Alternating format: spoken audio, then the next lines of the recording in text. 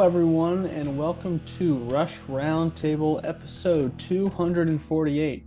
And today, since we are falling sort of in between our coverage of Vapor Trails and looking ahead our coverage of Snakes and Arrows, it only makes sense that now we talk about feedback. Of course, Rush's 8 covers of songs from the 60s and maybe the early 70s, but songs that were influential to them when they were young budding musicians. But first, take a look down in our bio. We've got some really cool sponsors that have got some great stuff that they're offering. If you feel so inclined to leave us a tip, that's at Ko-fi. It helps us do what we do, and we do it very, very well. And like always, like, subscribe, comment, let us know what you think about feedback. And so, without further ado, feedback. We've got 8 songs here. Summertime Blues, Heart Full of Soul, For What It's Worth, The Seeker, Mr. Soul, 7 and 7 Is, Shapes of Things, and Crossroads.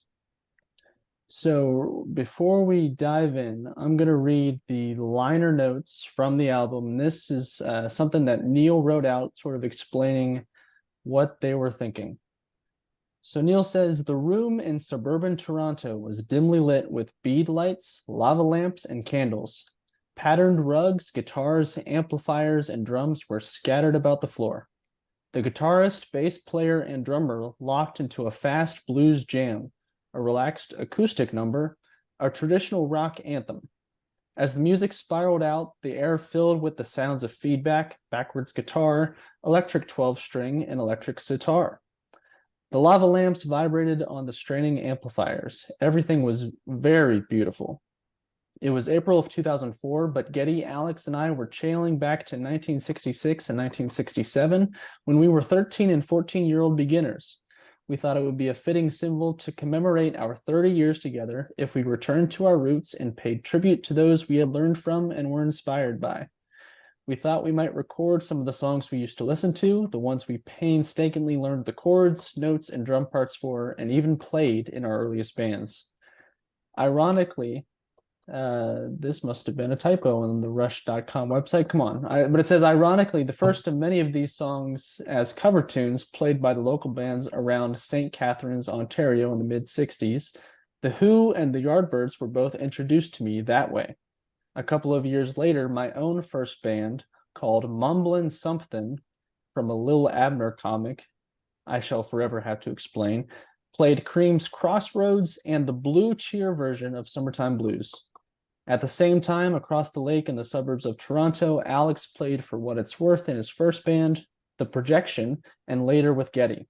They also played Mr. Soul, Shapes of Things, and Crossroads in early versions of Rush, and other bands with names like Dusty Coconuts, Waterlogged Gorilla Fingers, The Wild Woodpecker Review, and the Aquiline Dimension of the Mind, depending on the day.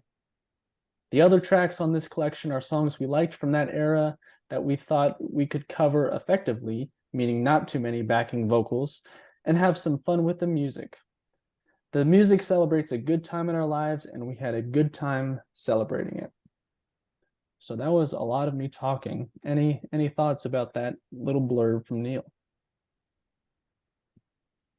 I think it's interesting that a lot of these bands are bands that, you know, British bands, American bands, and I just think of Neil once acknowledging, probably before this, even before he got into bands like these, that a lot of kids who were playing drums could say their 10 favorite drummers were Hal Blaine, because of course the Wrecking Crew, the group of musicians in LA during the 60s and 70s, yeah, especially in the early 60s, were recording everything for everybody. So it's sort of, oh, I like this, that's Hal Blaine. Oh, that band is awesome, that's Hal Blaine. And then at this point, the list of 8 are, certainly represent bands that are, were writing their own material in many cases. Not all, but in many. It's interesting too. One of the artists who actually wrote Mr. Soul, which of course we're gonna get into the songs here. You got to note that Neil Young actually wrote Mr. Soul, even though it was the original artist was Buffalo Springfield. What I find interesting about that, of course, is Neil Young is Canadian, so we actually did have Canadian artists who they were inspired by. But it's interesting that a lot of these songs on here that we're going to go through were performed by people who didn't actually write it or who only had partial credit. That was a big thing back in the 50s and 60s, is you had a lot of writers who then gave songs to performers. The performers would tweak and do all that. Um, and so to me, like, a couple of these songs, you could even say the original was a cover. And so it doesn't really belong to anybody. This is just Rush's version of a song that's just out there. So it'll be interesting as we go through this too, because I feel like a couple of these songs on here truly feel like they could be Rush songs.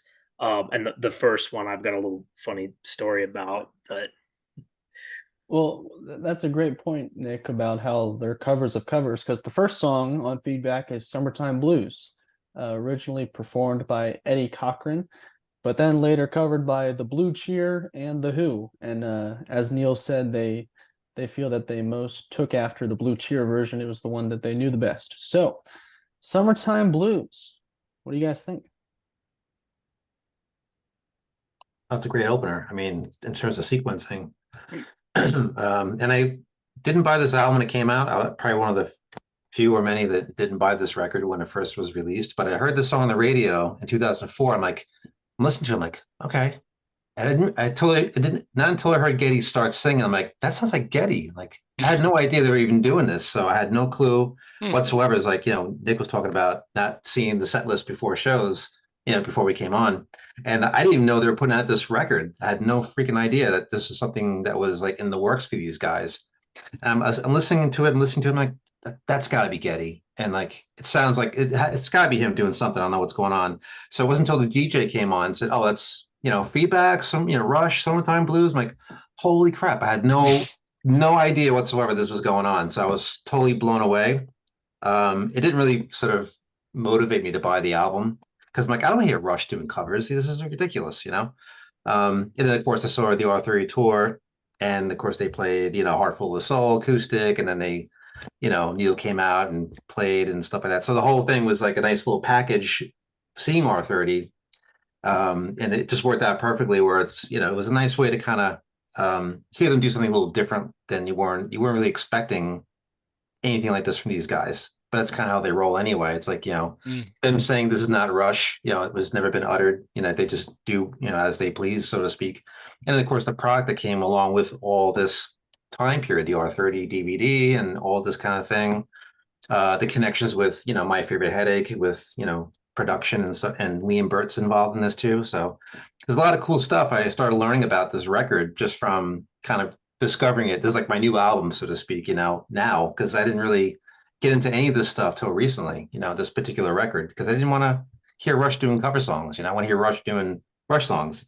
So I'm kind of like the outlier. And maybe there's more people that share that feeling of like, I want to hear Rush do Rush. I don't want to hear Rush doing anything else but Rush.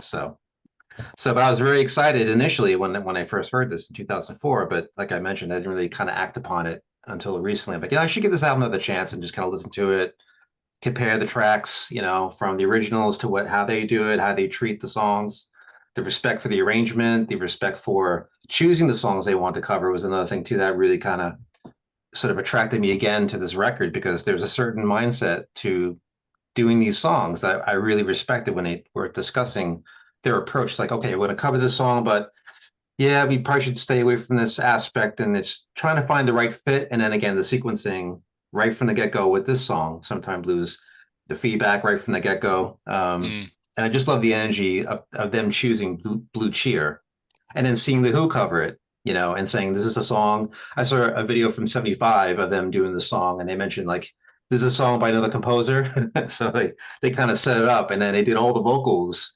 John Entwistle was doing all the deep vocals, that voice like this, sounds like Cookie Monster, doing the Eddie Cochran vocal thing, in that. So there's like the touch upon the energy of Blue Cheer and also harkening back to Cochran with all the lyrical inclusions in the Who version. So I just like that blending of the energy of Blue Cheer as well as the Who, but sort of taking the instrumental bits in Summertime Blues, swapping that in for the vocals you would hear on the Eddie Cochran version. So There's the fun thing about you bringing up the vocals is that Rush omitted the fourth line of each verse in their version. Yeah. I That's think that interesting. was a really cool decision. Honestly, I mean, there's the Roll the Bones rap, so there's moments in Rush songs where we've heard funny voices, but I think it's definitely a really cool way to reinterpret that little thing right there. Mhm.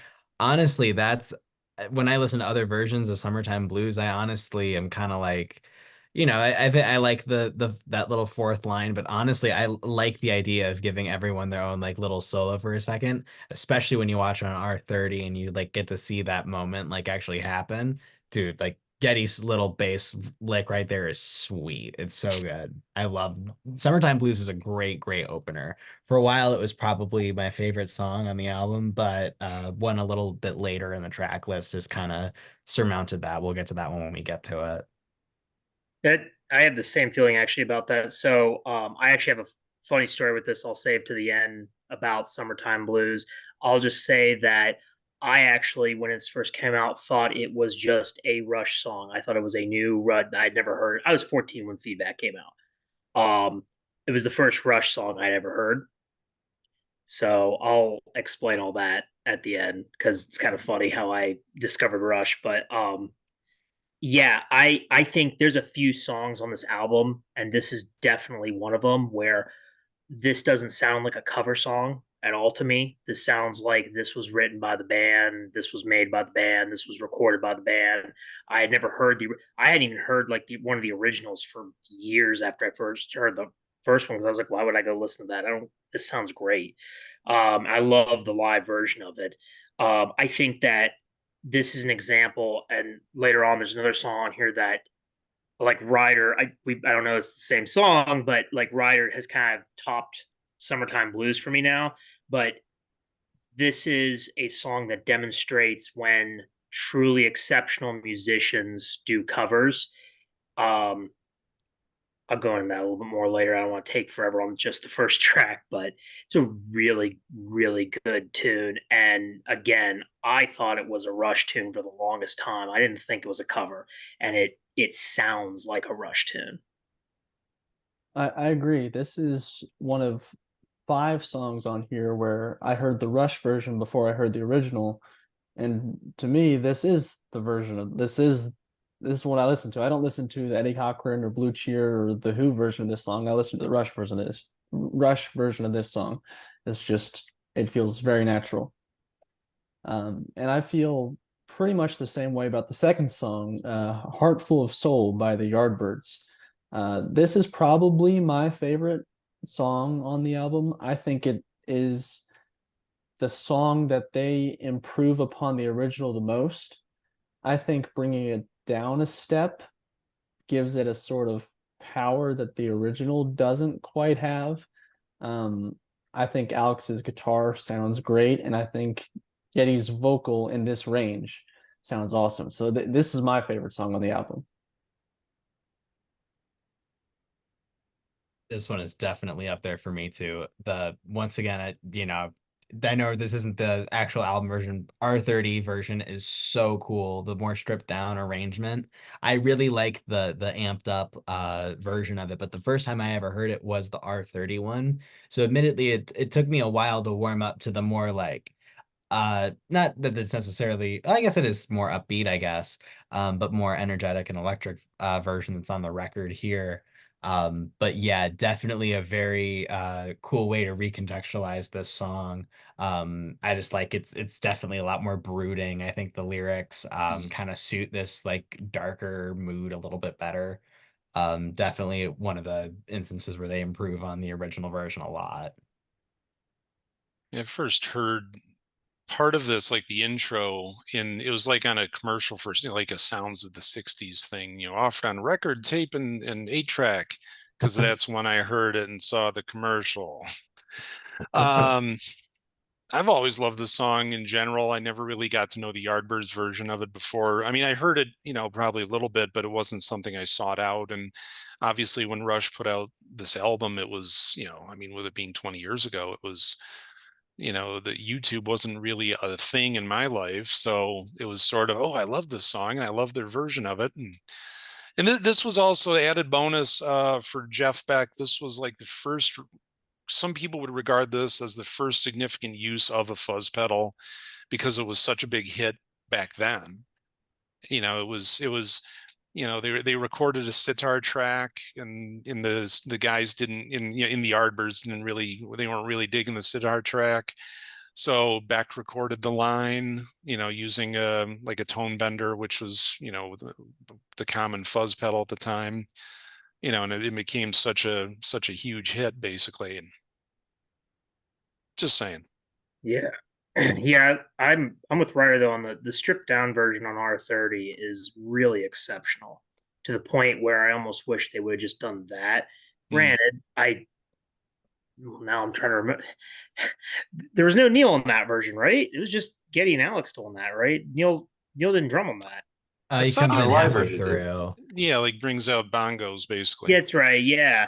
And so I know, like, I really like that version. I just it's even better. But I'm with you, Eric. This is another track where if you told me this was a Rush track, first off, my knowledge of the Yardbirds not that great. Should probably be better.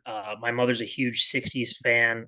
We actually were just talking about this the other day. Funny enough, about she keeps buying records for her new record player, and it's all stuff from the '60s. And I think she got a Yardbirds. She's really into the Carpenters, but anyways, that's beside the point. And so I just, yeah, I don't think I've ever actually listened to the original. Now maybe the original is really good. I don't want to knock it since I've not heard it, and I mean they are the ones who. But again, was I don't know much about the Yardbirds. Maybe you guys, maybe Alex, Rob, you guys could, or even Ryder, Eric. I don't know how much you know about the Yardbirds, but was Graham, I got his name here, Graham Goldman, a part of the Yardbirds, or was he just a writer? Well, hang about. I didn't really follow the Yardbirds heavily Yeah, myself. I mean, I knew the name, and obviously, yes, people like Rob and I were around or you earlier guys were than you guys. you guys were still pretty young or not around when the Yardbirds. Yeah, I wasn't. Yeah, I mean, the Yeah, Yardbirds broke up in '68. That's when they became Led Zeppelin. So yeah, I wasn't out Right. alive. yeah. But Right. and also too, actually, I helped out like this one guitar group that I know at a guitar day in Buffalo, New York once, and the opening act, or I should say, sorry, they were one of the opening earlier performers, and the Yardbirds were the headliners. And at that point, there was no original member of the Yardbirds. I mean, you look it up on Wikipedia, which is sitting in front of me right now, and well, Graham, where's Graham? Do I see Graham's name down here? I see no Graham. I mean, from guitar magazines growing up, I mean, Jeff Beck, Jimmy Page, and Clapton were always the most notable, just because they were, the guitar names that came out of it, and certainly Earl Slick played with them and whatnot. But yeah, I see no Graham in front of me. So Yeah, I mean, again, I'm thinking this is another example of a song that the Yardbirds themselves didn't write. So essentially, they were they were performing a song made by. It was already a cover in a sense, but well, that I mean, if you set your time machine for pre 1950, um, basically the song was king. So yeah, it was the sort of deal where, a band, a group, a singer, you're just someone who was playing the song. So you had 75 versions of this song, and that's what people would be pursuing, would be the songs. And it was certainly, when rock came into, the mid 50s with Elvis and whatnot, and Everly Brothers, that's when you started to see more bands. And yeah, like with Eddie Cochran, he did write and perform and record Summertime Blues. But yeah, I This mean, some of these others, Graham Goldman, he's just the writer. it says he's a freelance songwriter, so he's Yeah. written a few songs for the Yardbirds, the Hollies, Herman's Hermits. okay. But and let me just say too, I'm not saying that to disparage Graham or disparage No. Yardbirds.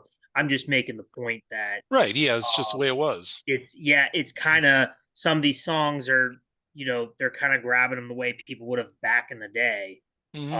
before Rush was before the guys of Rush were even around. you know. Yeah.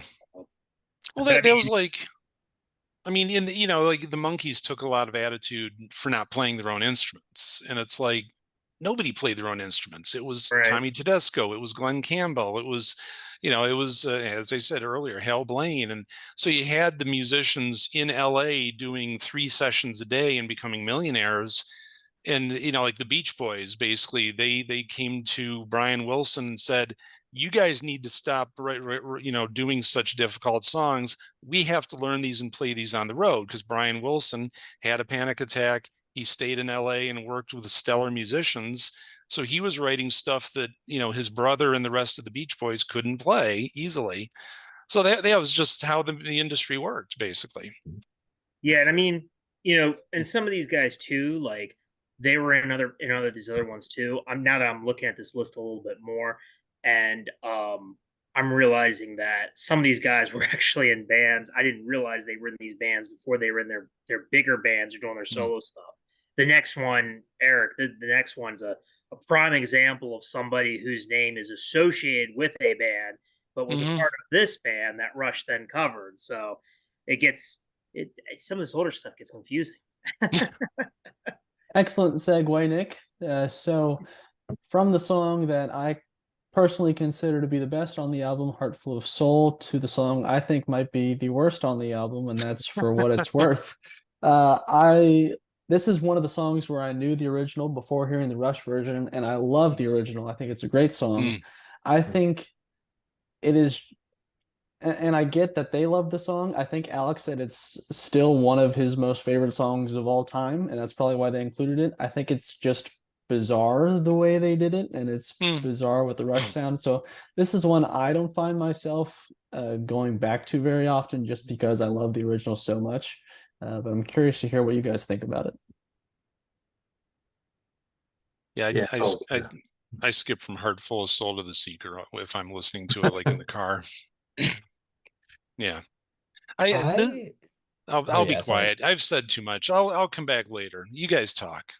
Well, all I You wanted to say was I have in more recent years kind of gravitated more towards the Buffalo Springfield version of the song than the Rush one.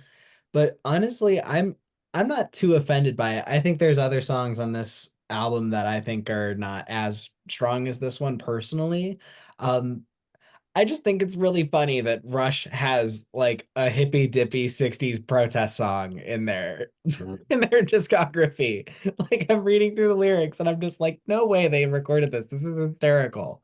Like and it's not that Rush music isn't like about like that there aren't like themes of protest or like you know social justice and things like that, but it's like it's so funny to me that there's like a 60s era protest song in just the middle of a Rush album or EP, I guess.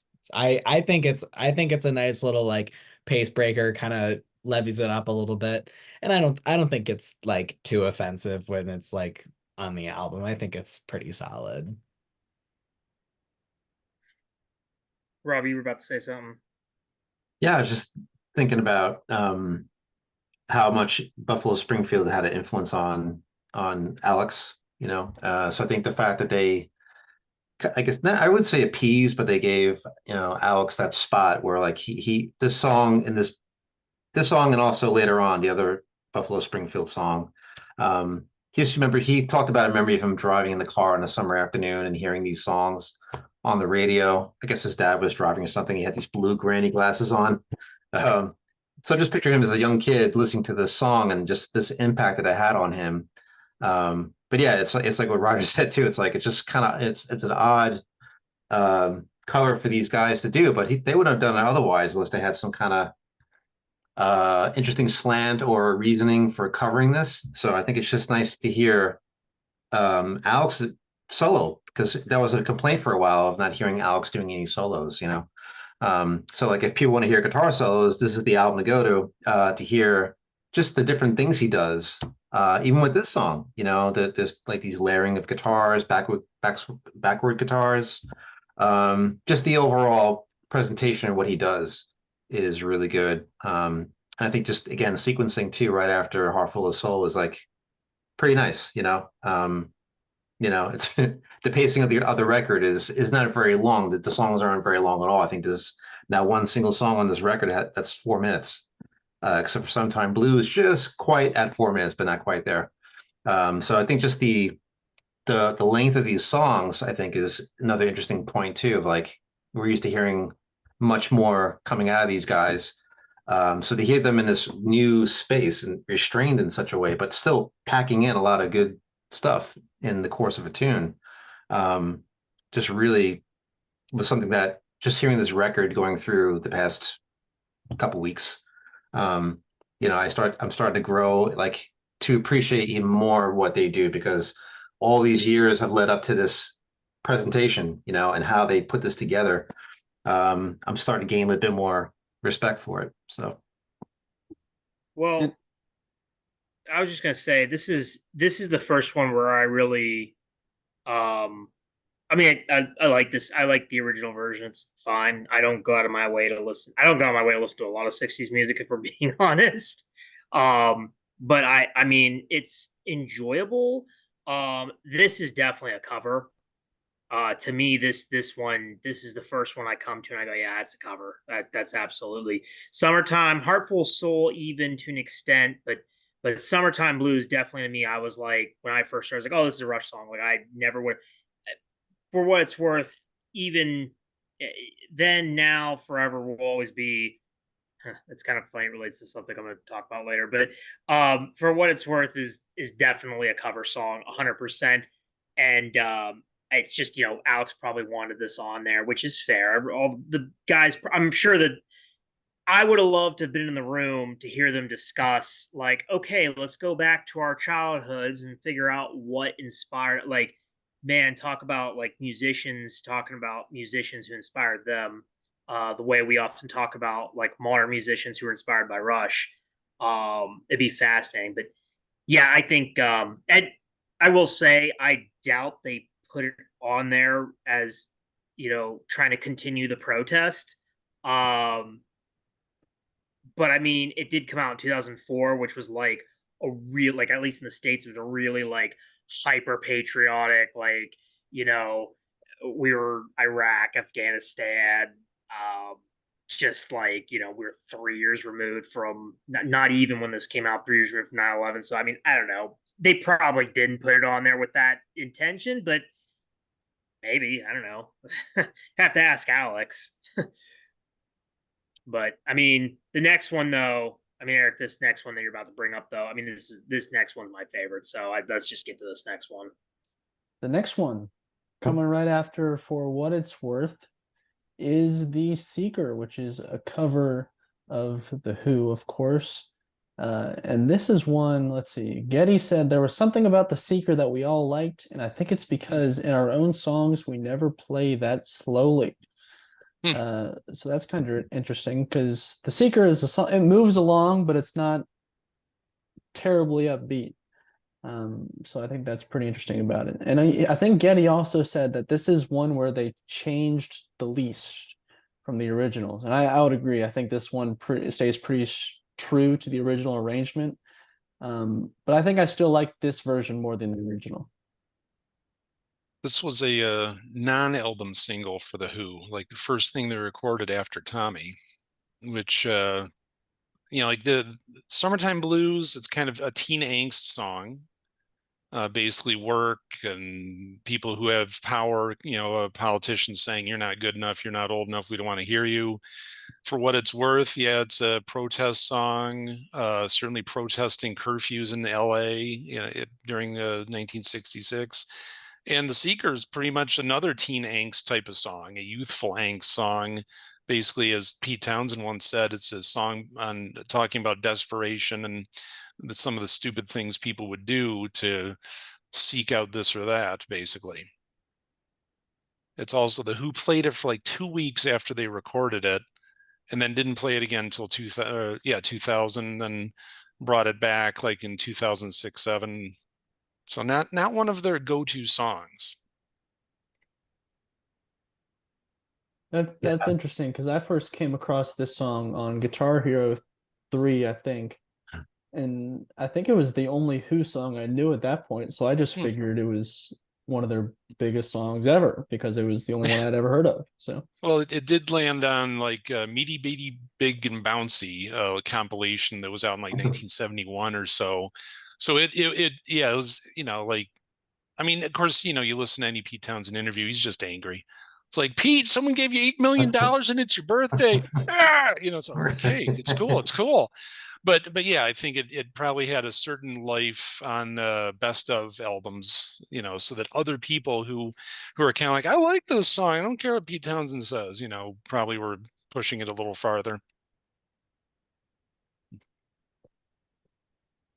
Yeah, I think even for Alex, this song gave him another appreciation for Pete Townsend's style, because Pete had a way of writing chords out to make it sound full, Mm. and of course, being that Rush is a three-piece, his chord voicings really kind of bring out the fullness of the sound, and it's even evident with this particular record, even though there's overdubs and things like that going on, and layers of guitar.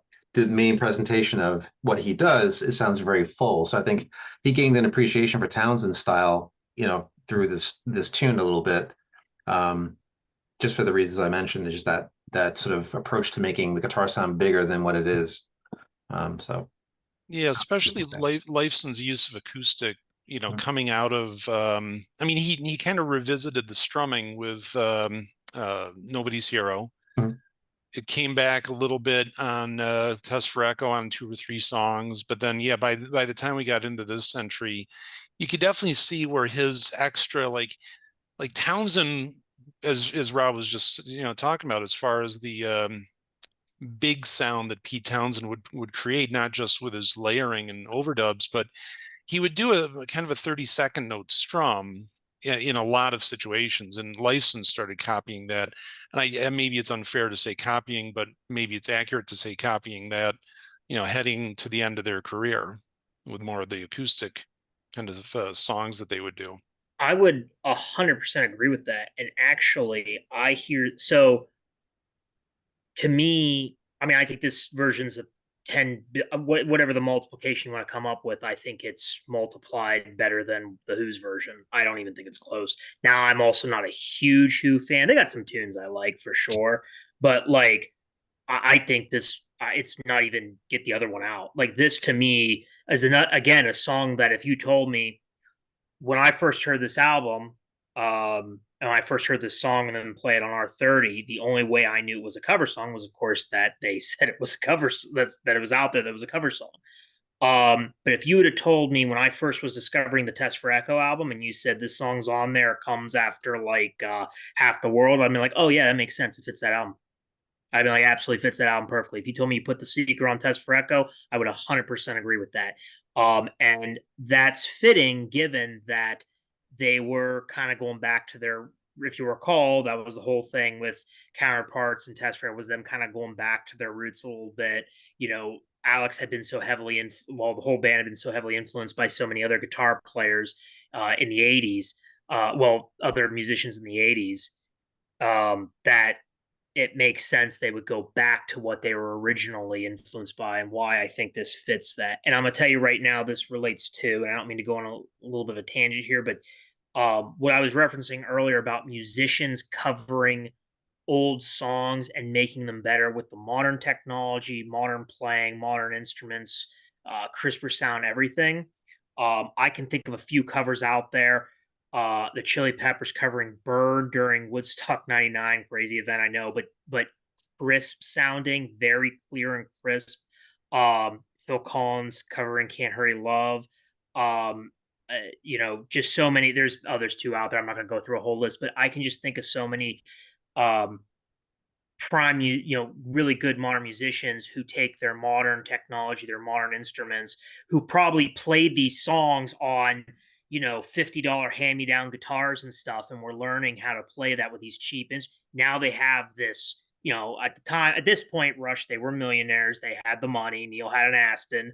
Um, they were good. And so they had the ability that they didn't have when they were kids to purchase and acquire the instruments and the sound mixing technology to produce a really good version of this the way that in their minds they were probably producing it back when they were first learning, at least when they first had learned it and were trying to perform for people when they were a cover band when they were basically a cover band themselves.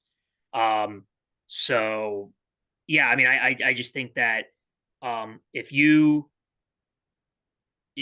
told me that this was a Rush song off of Test for Echo or Counterparts, I would go, oh, okay, yeah. So Yeah, that's a great point. I think you mentioned Counterparts. It sounds like that. I think in between Sun and Moon, uh, maybe Alex or Getty had said that one of the instrumental sections in between Sun and Moon is directly meant to invoke the Who or invoke the sound of the Who. So, yeah, that's a great connection. yeah, I mean, and Alex, what's funny is I don't know if this one was an Alex specific or if it was all of them, but I mean, it definitely fits his guitar playing. Now, the next one, of course, being another Buffalo Springfield, we come back to one that I assume was an Alex pick. Well, keep in mind that also in Beyond the Lighted Stage, Neil said that he was the biggest Keith Moon fan when he was a kid. Yep. So, my thought is, yeah, the Who, Pete Townsend, explosive guitar, John Entwistle, monster bass, Keith Moon, come on. So all three of them had an excuse to listen to the Who, playing their respective instruments. Mm-hmm. For sure. Yeah. So, I mean, this might be the one that was truly all three were like, we got to have this. And why I don't know. What do you guys think? I think this is the best sounding on the whole album, personally. But I don't know. What do you guys, Rodder, what do you guys think? I mean, the fact they include this, on the R30, all these songs, every one of these songs could have been played on that tour, no problem. Because the way they put it together, you could easily hear every single one of these guys being played live without an issue. There wouldn't be any, funny business trying to get to work properly. And I think the crowd might have been not as enthusiastic maybe with some of the songs, but I think they could very well do if they wanted to. They could easily say, we're playing these 8 songs. These are the songs from Feedback. It'd be a separate set, and they would just play that. So I think it would just totally fit with what they want to do. And then I think you mentioned something before, Nick, with hearing Rush play a certain song. Oh yeah, that's a cover. A lot of these songs could like at this point it's been covered already. That's the connection I made too of like this song could have been a Rush song just because of what has influenced them in their writing could easily pass for a Rush tune. So that was a great point that you brought up, Nick, before that I was thinking about. I'm like, yeah, that totally works out. And then for this song, it just works the way they do it. There's no problem there. Yeah, this is definitely one of the ones that just it comes together. Arguably, yeah, I think this definitely comes together the best out of a lot of these the tracks on this EP. What hasn't already been said. I mean, it's the freaking Seeker, man. This was the first song I ever heard from Feedback. The night I actually got into Rush consciously became a Rush fan. The night I went to go see Cinema Strangiato, I was on the way home with my dad, and he was just like kind of running me through at least like 1 or 2 songs from every album. And then when we got to Feedback, he's like, these were a bunch of songs that kind of like got them where they kind of got them to where they were at, and then later on they went back and revisited them, and this was the one song that I heard from it, and this was at the very start of my Rush fandom. This was one of the first Rush songs I was like really keyed in on. So this has always to me been like a cornerstone Rush track. So I think there's definitely an argument to be made there about this being one of their strongest, not only one of the strongest covers on this album. Honestly, one of their strongest recorded tracks, genuinely. Oh, and I think you make a good point. I think with us being at the halfway point of this album, it's an important time to note that I think this is one of their best produced out. I think this album Oh sounds my amazing. gosh. I mean, it sounds like these guys really wanted to make the people that influenced them proud. It sounds great. And this is when Getty 2000, you gotta remember 2003, sound came out 2004, right? So they would have been recording 2003, 2004 time range. In my opinion, I've always thought R30 Getty's voice was like really good. And I think his voice on this album, I mean, now granted, some of these songs aren't in the octave that a lot of their early stuff was in, so it's a little bit easier than when he's trying to, it's a little bit easier to sing the Seeker than it is to sing like Hemispheres. Um, but man, like they sound so good. So, but that is the halfway. This now the second half, I'm not as big on. So I'll be curious to hear what you guys say about it. Yeah, and speaking of songs that are in a lower register, the fifth song, the first song on the second side, is Mr. Soul, another cover of a Buffalo Springfield song. It's a pretty low key song, but I think it's got a great vibe to it. And it's got a cool little key change in the middle. So, It's Yeah. one of those songs that Neil Young wrote on with double drop D, even though people have played it and he's played it in standard tuning and whatnot. Yeah, this is so the second half of the album. This is where I'm kind of split on half of the tracks here. Two of them I really like, two of them I don't. I will say though, the second half of the album starts off with my favorite song on this album. I freaking love Mr. Soul. I love the vibe here. I think Alex's guitars here sound so sweet. Getty's vocals are like awesome. I love all the little changes that Neil makes. Like his ride pattern is super cool as like the changes kind of move through. Um, this song is freaking tight. It's just coming up on Summertime Blues as one of the longer songs on this one too. Still, once again, none of them hit 4 minutes. This entire EP clocks in under half an hour. So it's a really nice like bite. Speaking about the whole EP as a whole, really nice like little bite-sized chunk of music here. But Mr. Soul is my personal favorite on this album. I love the vibe. All three of the guys are freaking on fire here, and I think they do a great job interpreting this song. And like I went back and I listened to the original one. I didn't expect it to be, it's a little bit quicker than this one. They kind of slow it down along with kind of like bringing it up in like terms of heaviness. So nice reinterpretation of this one. See, I wonder if this song helped inform the riff for Fly By Night, because whenever I've taught Fly By Night in lessons, I've always, kind of acknowledged maybe a little bit of a Stairway to Heaven vibe. But I also, with the way that Pete Townsend does the intro to the Seeker, the main kind of riff chord pattern, open strings A chord. So the cadence at the end of the two measures of the Fly By Night intro, I just wonder if Lyson got that from the Seeker. And then when he has the walking bass notes with the sustained G and D in the middle of the riff for Fly By Night, I always have to wonder if one, that's part of Stairway to Heaven, but he uses basically a G minor with a B flat in the bass, which most people in the rock world don't use. So, because most people will play what's comfortable and not want to stretch their fingers. So the fact that the Lifeson did like a G over B to a G minor over B flat, that exists in Mr. Soul. So that's why I feel like Stairway to Heaven, Mr. Soul, The Seeker, all of those you could see in some of those early riffs, because when you're a young musician, you just will be derivative to some extent of your heroes, or who you were listening to, who you were playing. So I don't know, just something I've always observed, but that's me. that's a great observation. I notice in my own uh, mediocre improvisational stuff that I try and do that a lot of Rush and Doobie Brothers and stuff like that comes through. So I'd have to imagine that things like that did happen with Stairway and with Mr. Soul and the Seeker. Buffalo Springfield was a pretty big band back then, right? I mean, they're pretty big. A lot of. I mean, I feel like the Neil Young wrote this. And I mean, I'm hearing some of these names, and I'm like, wow, these guys were in much bigger bands. But I guess Buffalo Springfield must have been pretty big. I've heard of them. I like the original better though. Now, the next band, I have no clue who this is, and this song is my least favorite coming up, and yeah, I mean, I know Buffalo Springfield. I love. You are just killing it with the segues today, Nick. So the next song is Seven and Seven Is by the band Love.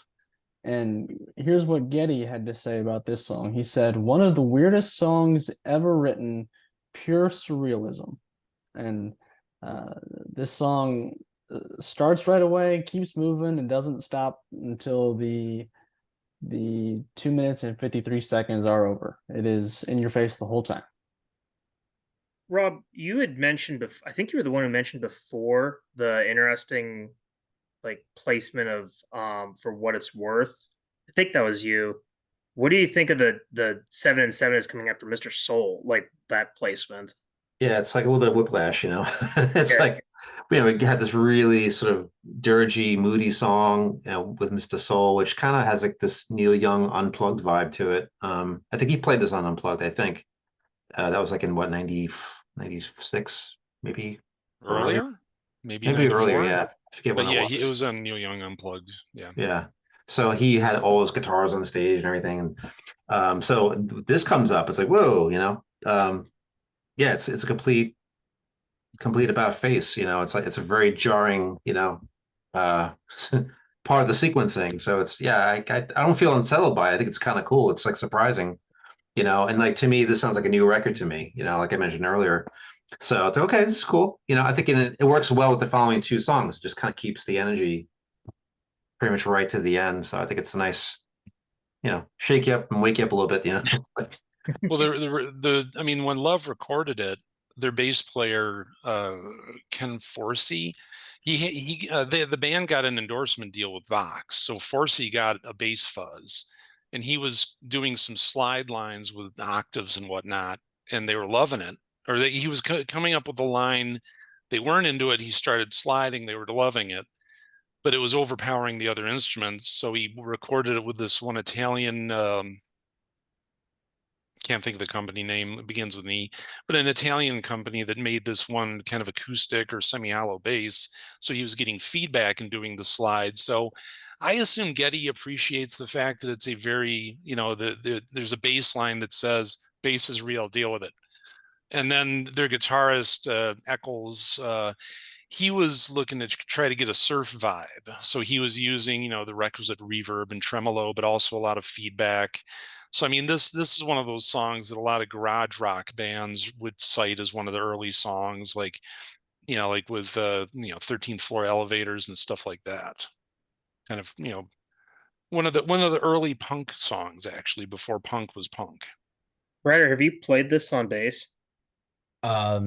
No, I have not. I definitely want to give it a shot. And now knowing the history of that little bass tone and bass engineering fact, I am much more interested in checking out the original version of this song. Um, I think it was a massive waste of potential not putting this as the seventh song. Yeah. Unfortunately, Yes. I know it works well in the pacing, but I'm like, come on, come on. Yeah. And I checked my notes. It's either Eco or Echo. EKO is the Italian company. They were founded in 1959, I wrote down. Hey, there you go. Yeah, this used to be my least favorite song on the album, but then my opinion changed, and now it's probably the next song. So we Were want to you just guys? talk about the next one? Well, Well, I just want to ask: were you guys Oh, not Love fans? I didn't hear the Nice. song till this record, so I didn't even go. This is the only song on the record that I didn't even check the original to see what it sounds like. So I yeah, I know enough about like the bands on here that like most of these I'm like, oh yeah, I know this person. I didn't know the history. Like I didn't know Steven Stills and Neil Young were in Buffalo, Springfield. I was like, God dang, that's a lot of like musicianship. Um, I never heard of Love.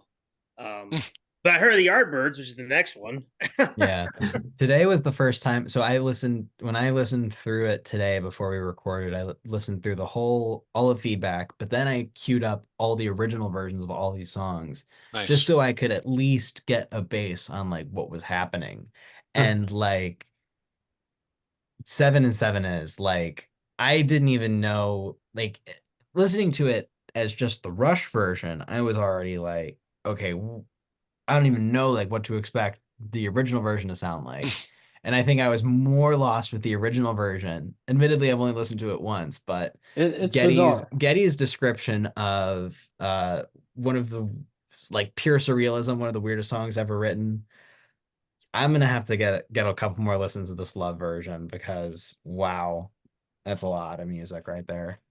Well, the songwriter Arthur Lee had a little bit of a interesting life. I mean, he did time. He died a little, young. I mean, what younger than I want to die. So it's the sort of thing where, yeah, it's an interesting investigation into the band and the song. Mhm. It is an interesting listen, to say the least. As is the next one. Yeah. Off to Segue. the actual seventh song, which is not seven. Seven is the seventh song is Shapes of Things, which is another Yardbirds cover, and this is a song where I think Getty's vocals shine the best. It's very melodic, and I love the chorus. So I'm a fan of this song. But Ryder, you're not a fan? No, I don't know. This one, I'm just not that big a fan of the vibe of it. Where for what it's worth, like, it's a little bit more chill and things like that. I still feel like sonically it kind of is within the palette of Rush. I don't know, just when I listen to Shapes of Things, this is to me, so I forget who said it earlier in the episode, but this is the one to me that when I listen to it, I'm like, this is a cover. Like, Yeah. I don't know if I could ever like listen to this and I- be like, dude, what they Rush knocked it out of the park with this one. Not that this song is like terrible or anything. I think this album is actually, I think like consistent quality wise, I think this album is really consistent top to bottom, like quality wise. And even if I'm not the biggest fan of this song in particular, the rest of the material on this one is super, super strong. But yeah, Shapes of Things, I'm personally just not a big fan of the vibe. That's where I'm mostly like, it's not my favorite track on the album. I think it's still pretty solid, but just not my favorite. And especially with some of the other stuff that's like just surrounding it. Here's one. So, Shapes of Things. Jeff Beck was not happy with his solos. They did the track. He was, trying different tracks. They did just multi-track the solo. A lot of feedback. The way that Jeff Beck was using feedback, bending his strings and manipulating it, gaining control over the feedback, that was influential to Jimi Hendrix and Paul McCartney. Yep. So Jimi Hendrix, the guy known for feedback and, really kind of setting a tone for a generation, and, a lot of baby boom guitarists, this is one of those songs that had him saying like, "Ooh," so that's a thing. So Jeff Beck was influencing Jimmy to influence a generation. I always felt the same way about Beck, that he was the predecessor of sound, Yeah. that like you mentioned, Alex, Hendrix like, oh, okay, what the hell's going on here? So I think it's that he really was the tone dude. It's like when you hear, Beck when you hear Beck, and Hendrix when you hear Hendrix. And Beck just kept getting better and better in time with the way he played and his use of sound. Yeah, I mean, and the fact that there's two Yardbirds tunes on here is crazy too, along with the Buffalo Springfield. Well, they were both Jeff Beck songs too. Yeah. I mean, after Jimmy Page left the band. And I think on Truth they did this with Rod Stewart, or was it Beckola? I forget which one, or Wired maybe. I forget which album of the three that I think that he played the song on one of those Beck records. I think, right? Didn't he, with Rod Stewart on vocals? Pretty I think sure. Rob was singing this one on one of them. I forget which one it was. That makes sense. So wait, so is Jeff Beck a part of the Yardbirds? Yes. Yep. Clapton, Jimmy Page, all three of those guys were in the band. Oh yeah, it was I thought Clapton, then Beck, then Right. Jimmy Page. Right. I thought Jeff Beck was like a '90s guy. You could have rolled that out as a super group in the 80s, and that could have like stacked against Asia. Yeah. Yeah. It would have. Yeah. I don't know. Yeah, he's amazing. I don't know. The song wasn't. It's cover. Yeah. I agree with that. And to be honest, Yeah. I think I listened to the original version one time. Was like, nah. Yeah. It's all right. It's a cover. Funny enough, though, it's an original according to the information on it. It's an original, a Yardbirds original, and then Jeff Beck, since he was part of Yardbirds, was just performing his. But it wasn't like this next one where like it was actually the band I thought until literally today made this song famous, actually covered this song from I think like the 30s or something like that. Mm-hmm. So yeah. So the final Sorry, song yeah. on Feedback, Crossroads, as made famous by Cream, which brings in the Eric Clapton influence, of course, formerly of the Yardbirds, but originally performed by Robert Johnson. So I think the Crossroads was sort of a blues standard, which took on a new life when Cream performed it. And this is a song I think Rush kills it in this version. When they played it at the Rock and Roll Hall of Fame jam, killed it there. It's awesome, but this is like quintessential Cream. Like this is an all-timer. Yeah. As good as the Rush version is, I don't think it tops the Cream version. no, The Rush version is cleaner. It's more precise overall playing. That's how you can really, that to me, that when I first heard it, I'm like, because I always love the song, and it's like, oh yeah, this is definitely more, sophisticated than the original Cream version. I mean the Cream version was taken from a live performance, the one that everybody knows. Cream was recorded in August of 68. No, I'm sorry, it was recorded in March of 68 at the Winterland Ballroom, whereas yes, Robert Johnson's was in 1936. 7. Recorded in 36, out in 37. Just saying. I mean, this definitely the thing you said though about it sounding a little cleaner. I mean, again, you're talking about 2004 recording, studio recording, and this was the perfect time for them to do this today. Man, some of these songs recorded today in 2024 would be awful with all the computers and everything. Like it would be terrible. Just want to get that out there that I think this album would sound awful if it was recorded today. But that's another topic for another day. Of course, when I think clean, I think of their playing being cleaner and a little more precise than Baker, Bruce, and Clapton. And it's no slight to Baker, Bruce, and Clapton, but I would just say that Rush surpassed their heroes in technique, basically, is what I'm saying. Which obviously. Are you saying that Alex Lifeson is a better guitar player than Eric Clapton? Absolutely. Come on. That's not even a question. I love it. Come on. I love it. Yeah. I love it. Rob's got the shirt on, everything. Yeah. He's all set to go. So what was your story, Nick? You had a story you said earlier. Oh, yeah. Yeah.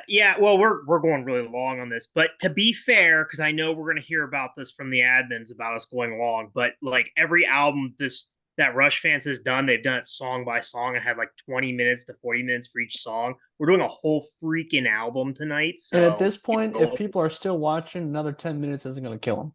So, yeah. So it's funny. So Feedback, a fun history lesson about Feedback.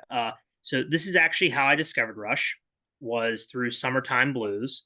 And the way I discovered Summertime Blues was a lot of Rush fans probably don't realize this, but Summertime Blues was the official theme song for 2004's for the WWE's 2004 SummerSlam, big pro wrestling event in Toronto, Canada. You can actually go on YouTube. I watched the advertisement. In fact, I sent the advertisement to a bunch of my friends because I was like, do you remember SummerSlam 2004? And of course, that spawned a whole topic of pro wrestling. I was like, wow, this is really good. And it was awesome. I was like, this is crazy. Like, this song's really good. It really fits this. This is so good. The Summertime Blues, I got to check the band out that wrote this. Didn't write it, of course, found that out later, but it introduced me. I think the next thing I went to from there was like probably Tom Sawyer, of course, Limelight, and all the usual, Spirit, Free Will, all the usual, until eventually I got later that fall for my birthday, I got and I got a little early too. I got Exit Stage Left as my first album, which I think is a perfect intro album for Rush. But 2004 SummerSlam. And what's wild is I saw SummerSlam this year in 2024 and realized that it's been 20 years since I discovered Rush. So that's pretty cool. So that's the connection there. Seriously, you can look up the ad. It's really cool how they use it. And of course, they played it throughout the evening at SummerSlam. It'd been awesome to have been at the arena if you were a Rush fan. Like you're watching pro wrestling and like they're blasting Summertime Blues, and you're like, all right, that's Getty. Like it was really cool. So kind of a weird way to get into Rush, but And here you are. yep. All thanks to Summertime Blues. A couple quick notes, things that I found when I was frantically researching before we started this. They put together a rough version of Manic Depression by Jimi Hendrix. Not a song I know personally, but Getty said that his voice on it sounds all wrong, so they didn't use it. They found the same thing with Zeppelin songs that they tried, that they could play them, but his voice didn't sound right. A couple other songs that they toyed with including were I Feel Fine and Day Tripper by the Beatles, which I think would have been very interesting. Of course, they did Bad Boy, which was a cover of a cover, but those two would be very interesting songs to hear them do. But of course, they got left off. Well, and shout out Tim. I forget Tim's last name. I apologize, Tim. Sterling, yeah. Great guy. He was with me on the 70s versus 80s debate. And he had mentioned before about them recording Garden Road and some of the what's the other one? Oh my gosh. Fight it, not fade away. Yep, exactly. And he had mentioned like it would have been cool if they had released, because there are recordings out there of that, if they had put that on the like moving pictures or whatever reissue that came out in the last couple of years. This album would have been perfect for them to do just a straight up re-recording and stick it on there, in my opinion. Because I mean, those would have come out in the early 70s, which is close to the 60s, but it would have been cool. For sure. And I'm curious if there'll ever be in the next few years, if there'll ever be a feedback album that features Rush songs the way, this did. Personally, I'm thinking that, one thing Rob said earlier made me think that it's kind of too bad that they didn't choose to also maybe do an EP of albums they got into when they had been playing. So it's like, all right, what if you guys covered 21st Century Schizoid Man? What if you guys covered the Musical Box? Hey, how about Roundabout, or a close to the Edge? Yeah, it's like, even as they started getting into like early 80s with stuff like The Police and stuff like that too. If you start to see that in like the tail end of it, that'd be cover pretty some sweet. Ultravox and with that hats. But then, they would have turned into a cover band, and that would have been ridiculous because one album's fine, the others are just like, eh. R30 was fun. And I will say, people forget that on the first leg of the Snakes and Arrows tour, they played Summertime Blues for a portion of it. And I saw it. Very cool. Was the singer. Uh-oh. I might be wrong on that now. They played a song from this. I'm pretty sure it was Summertime Blues because I was hyped about it. Oh God, I might be wrong on that. I did just look it up. Yeah. They did have it on the first leg of Snakes and Arrows. Okay, yeah.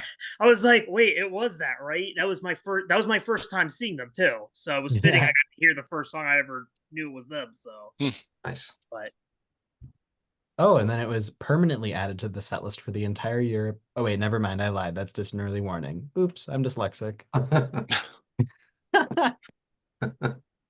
Thank you, Ryder. So there you have it. That is episode 248, our fly through of feedback. We will continue with a few other miscellaneous episodes before we get on to our Snakes and Arrows coverage. So thanks for watching. If you made it this far, leave a like, comment what you think about feedback. If you like the idea of Rush doing covers, if you weren't a fan and choose to never listen to it, let us know. And once again, if you feel so inclined to leave us a tip on Ko-fi, it's greatly appreciated. Helps us keep doing what we're doing. So thanks again, and we'll catch you next time.